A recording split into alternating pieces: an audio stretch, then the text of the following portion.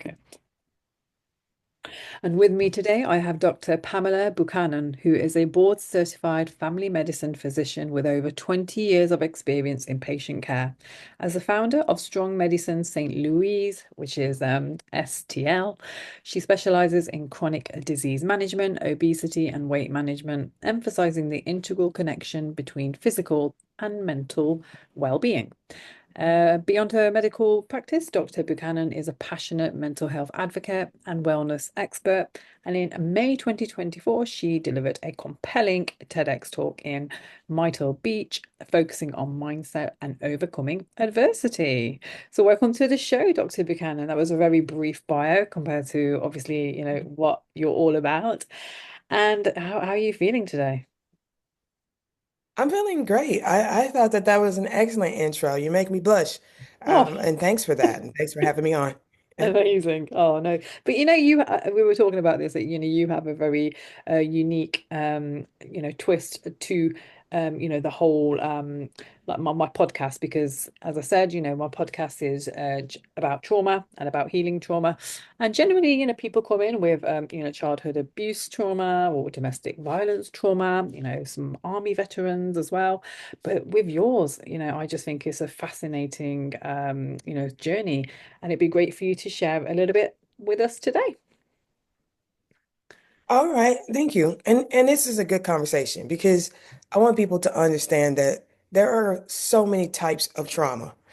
And the kind of trauma I'm talking about is kind of that very akin to an army medic or a service person's trauma from war is the post-traumatic stress that I experienced from being a physician, an ER doctor in COVID. And so myself and many others, but doctors are taught not to talk about that kind of thing. You kind of have this, superwoman, Superman thing, and physician heal thyself, which is tragic and quite frankly killing us. I'm an ambassador for a suicide prevention program called the Lorna Breen Foundation because one doctor per day is dead by suicide today. And that's a whole medical school class. Every year, we're losing over 300 doctors to suicide because of things like this, not talking about the kinds of trauma. And I think that variable is changing even in things like TV. I watched this show called The Pit on HBO. And if you haven't seen it, so real and very close to one of the like ER is normally a boring place and you want it that way, but when it's bad, it's bad. When there's the day where there's a car accident plus a drowning plus a shooting, that's the day. And you go home on those types of days wondering, did I do the right thing? Did I make the right moves? Was something that I did the reason someone died today? So imagine that cross you carried. Think about that when you are, interacting with your physicians. There's a heavy weight to bear. And so what I remember during COVID is just thinking how inadequate I felt because usually I win more than I lose. You know what you know as a doctor, you've trained and you see the things and you're able to act. In COVID, the actions didn't matter a lot. And things were happening to you instead of you managing it. And so that was the one stressor. The other stressor was something called moral injury. I'm making decisions because there's only one me, but there's two or three people who need me. I'm picking. How am I picking? By some arbitrary formula I was taught in medical school, but it never felt good and it never felt right. And then I wondered if I picked the right person. And then sometimes you do all you can, and two or three people will die in one night. Bear in mind, when you're an ER doctor, you only have a bad day once every few months. So maybe you might go a string of weeks, even a couple months where nobody's dying. But to have days where there are two, three, and more people dying every day for a stint, which is how COVID was so stressful. And so I just worked through it. I'm very physically strong and, I never got COVID, never got it. So I worked a bunch of shifts, picked up shifts for the doctors who did get COVID. A couple of my colleagues ended up in the ICU. I covered their shifts. And then, we had the one peak of COVID. Then on that second peak, I think that was the peak where it just bummed me out of nowhere. I was just not okay. I didn't want to do anything. I didn't want to eat, drink. I didn't want to go to work. And I really wanted to jump off a bridge or dig a hole and jump in it. And then that's when I found out how hard it is to access the healthcare system to get mental health services. Even though I'm a well-connected doctor, I had to use that to find someone to get help. Ask my friend who has a husband who's a psychiatrist. And then I just had more compassion for what people go through who are not connected in the system and who are trying to get mentally healthy.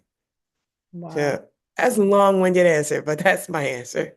No, thank you so much for sharing that. And you're right. I feel that, we just see you doctors as being these superheroes, who can, fight through any adversity and challenge. But, you're human beings too. And, you also need that support that everyone else needs.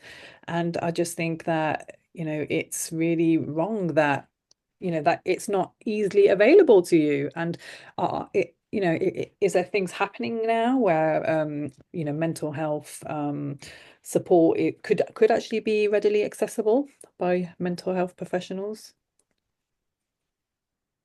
No, but we're working on it. So here's the deal. Right now, some advocacy that's happening with the Lawn and Green Foundation is that there's a law that physician suicide prevention measures should be part of every hospital in America. And so right now, I know it's hospitals I know of, it's cursory. They're not really doing it in detail. There may be a poster. But what I've seen that has worked a lot and what there's data for is that physician coaching um, is as effective as therapy for doctors. Mm, And I know that was true for me, especially. I went to see a therapist, I was on medication, and I was just feeling okay. I wasn't feeling great, and I wasn't feeling seen, heard, or understood. I felt somewhat dismissed, and I couldn't open up freely because the workflow in the life of a doctor is insane to most. I mm, mean, most people are like, you do what? You work how? But that is what you have to do if you're going to save lives, make lives better. And so you think about the training. You go to 4 years of college and 4 years of medical school, and then you do a minimum of 3 to 4 years of residency. And when you say, what is residency? It's not glamorous like Grey's Anatomy. It is not fun at all. It's every 3 days, you're on call, you work in 36 hours, and you man the hospital. I remember being on call and simultaneously having a person having a baby and a heart attack that I'm managing at the same time. How mm, I did that when I look back, I'm like, but I did it. And I remember both were okay. So, but that is the training. I mm. remember studying 15 hours a day for my exams. Board exams are like over two or 300 questions, 2 days. Wow. So, and I get that. You want the doctor to know what he or she knows. You Mm, want them to be smart. But I don't think it needs to be an abusive system. But mm, that abuse gets carried on into how we work. And then hospitals ask us to do more with less. And but I think if we're going to continue and stop the bleeding of all the healthcare workers leaving the workforce, right now in America, 1 in 5 doctors have left since the pandemic. mm, 20% of an already shortage of a workforce. mm, And so my mission in my coaching is to make it so I can help physicians reconnect to their purpose, find fulfillment, so they're not burned out because we can't afford to lose more doctors. And we mm, need more doctors and nurses really to be more connected to why they do what they do. mm. Yeah, yeah, perfect. So you're obviously doing, you're still working in the hospital and you're also doing your coaching as well. And so in terms of your all the work that you're doing, I know that a lot of your main focus is on chronic health issues. So what's the link with that? I mean, do you see a link with chronic health issues and mental health issues? Oh, definitely. Because those who have chronic health diseases are more likely to be depressed. And the biggest chronic health disease, and kind of like the mother of them all, is chronic stress. And I'm specifically passionate about this and have positioned myself as a stress management expert, gone off to learn how to study that in a functional medicine capacity, looking at the holistic way of how this is affecting people. Because I believe that prescriptions are not always the answer. I believe in prevention and purpose over prescription because there's a lot that one can do for themselves. there's a lot that you can do that they don't teach us in medical school. And I'm starting to wonder why not. Because if you would think of your food as medicine, then you wouldn't have to think of medicine as medicine. So either you're going to eat a healthy diet or you're going to eat a hit fistful of pills. And so it starts there with the dietary in the gut so that you don't have the chronic diseases like diabetes, hypertension, osteoporosis, and osteoarthritis from being obese.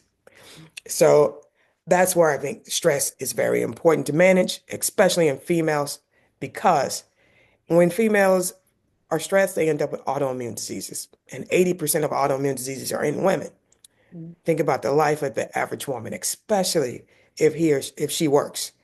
If she works and then she comes home, most women, and studies have been done, even if she's the primary breadwinner, is still the manager of the household. So there's a second shift. That's like having two jobs. So can you imagine, neurosurgeon coming home, you operated on brains all day and now you cook a dinner? Wow. That's how it goes. It's a That lot. chronic stress elevates the blood pressure, increases hormone levels like cortisol. So it makes it so you just can run 10 miles a day and still not lose weight. And it increases the adrenaline in your system. And so your heart's beating too fast, high blood pressure.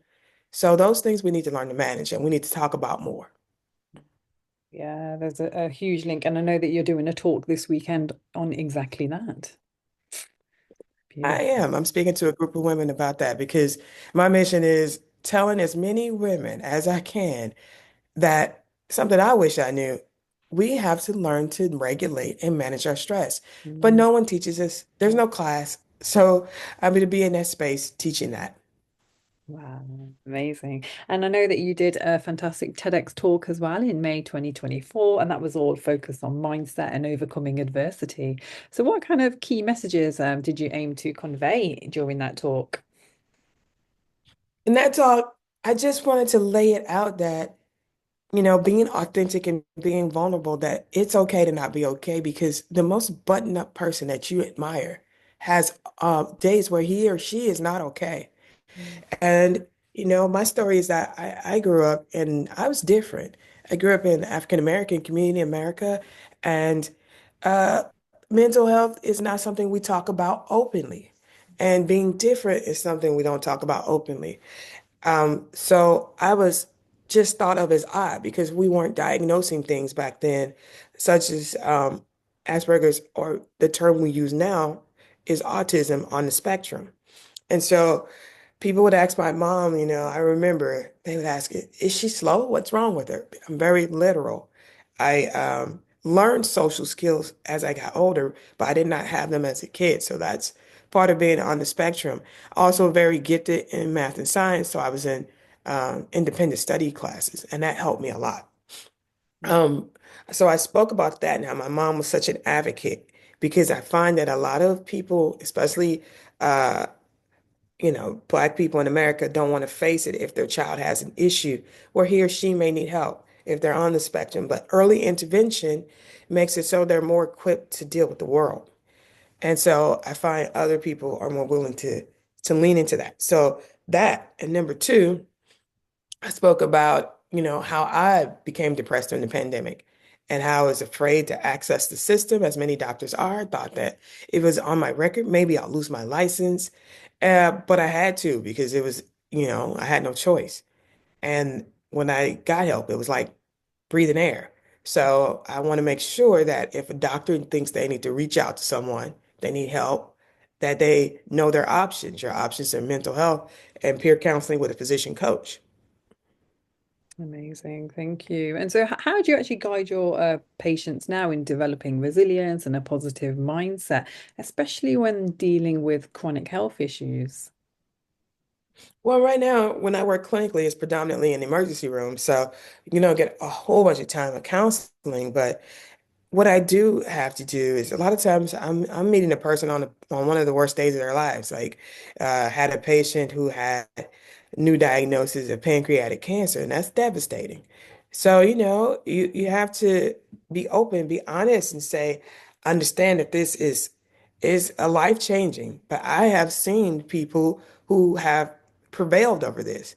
And so we don't know until we try. And all we can do is have hope and try. And that's how I live life now. Beautiful, yeah. And how about in terms of the like obesity pandemic that that we have? How do you actually approach weight management in your practice to address and prevent this? Well, I think that a lot of times the weight is a byproduct of something else.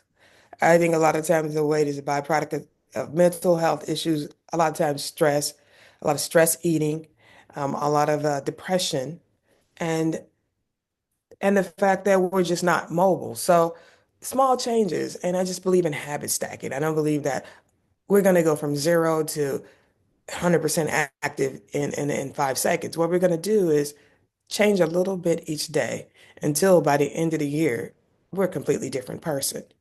And it's not just something we're doing, it's just who we are. And so the goal is to just be stronger and healthier. Mm, And I think it just when you have that baseline health, it ties into all the rest of you. When you're stronger, you're healthier, and people who are like that, studies have proven tend to be wealthier because you're taking care of your mind and your body. And now you have the capacity to focus on things like wealth and wealth generation and money. mm. And so I just believe that all things are interconnected. Yeah, yeah, fantastic. I love that integration. Thank you. And so how about the kind of most common mental health challenges? What are they currently that you are experiencing amongst your patients? By far and away, it's depression, Yeah. by far and away. And one thing though that I find, many people who have depression actually may not require medication, but require some dietary changes Mm, as well as increased activity. That alone helps a good percentage of my patients. mm. And from that, I'll have patients who come and we talk and they're on several antidepressants, but you give that advice of adding exercise and that helps. Yeah. Do you find as well with depression, there's a huge link with isolation as well? Yeah, Mm, isolationism. I mean, we were headed that way before the pandemic, but some people became more isolated. But humans were meant for human connection. Humans were meant to interact. yeah. We're not meant to be solitary creatures. Yeah, absolutely. Yeah, we're meant to be in communities, and studies have shown that, when you are within a community or you have that community feel, then, ultimately you feel happier anyway. So this is why it's so important, isn't it, to find your tribe. So Yes. yeah, so Strong Medicine STL, like your website, offers telemedicine services. How has this approach actually enhanced patient care and accessibility? Okay. So really my sense is so strong medicine STL, and if you put a dash in function, that's where I operate predominantly now as a holistic functional medicine specialist. Because I believe that we need to do a better job of focusing on medicine in a holistic respect, Mm, not just reactionary. yeah, perfect. Excellent. And so, what have you got any upcoming projects or initiatives that you're excited about? Yes. So I will be doing a speech this weekend on stress management. I'll be, if you follow me, I do multiple workshops on stress management. Sometimes I'll do a challenge, and I just, think it's really important to spread this word to as many people as possible. And so Mm, if you text the word strong to 55444, then that's how you join my mailing list. So you know that I know when I'm doing these types of workshops. yeah, perfect. Yeah. And so are you available on socials? Yeah, Yes, just on Facebook is Pamela Buchanan, and on LinkedIn is Pamela Buchanan, and Strong Med on Instagram and TikTok. perfect. Thank you.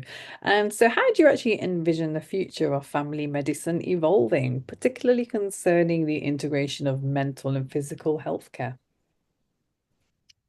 I think that we need to get to a model where we don't separate mental and physical health. It's all one cohesive. The mind and the body are connected. And I envision more so family medicine being accepted as more holistic and more preventative. Mm, We need to stop reacting to disease and be more willing to prevent disease and really discuss different things your patient can do in terms of diet and exercise, natural drinking water, not soda, and actually promoting his or her own health. Yeah, yeah, that's perfect. Yeah, fantastic. And I fully agree with that, because and I really loved how you made the link of, depression and, the foods that we eat, because people wouldn't even think that what they're eating could even make them depressed. So I just think, yeah, that is such a fantastic link. And do you find as well, it's processed foods that are having the worst impact on people? Mm, In functional medicine, the first thing we do is an elimination diet. So getting rid of presumed toxins in processed foods first, like going on a fast from those types of things because they're usually not truly fuel. Uh, the more processed it is, the less it is as from nutritional value. mm, So it's better to eat food that has just grown out of the ground or off a tree, or if you eat animals, something that has recently been slaughtered, mm. real food. Interesting. Yeah, no, that's great. So would you not recommend a vegan diet? No, a vegan diet is fine. It's plants and vegetables, just grew out of the ground. Yeah, yeah. Beans, that's great. Mm. Yeah, no, that's great. And how about the link of a gluten as well? Because I did actually find out, they'd actually found a link of gluten with low thyroid levels. Right. So many people have just way too much gluten in their diet.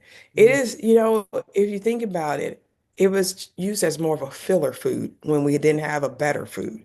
mm, It is not, it shouldn't be your go-to food. It's not nutrient dense in terms of the wheat and the things that are gluten.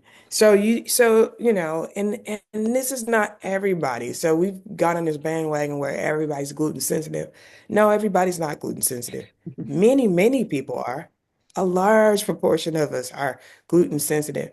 And that's why you're doing elimination diet. You take all the things out and go to like a basic diet where you're eating just the plants and the meats, and that's it, with some of the spices, which are plants. yeah. And you slowly add back things to see what is, you know, causing any GI upset. Mm, perfect. Thank And you. also you can see which foods cause any mental upset because a lot of the chemicals that affect your brain are Mm, in your gut. mm.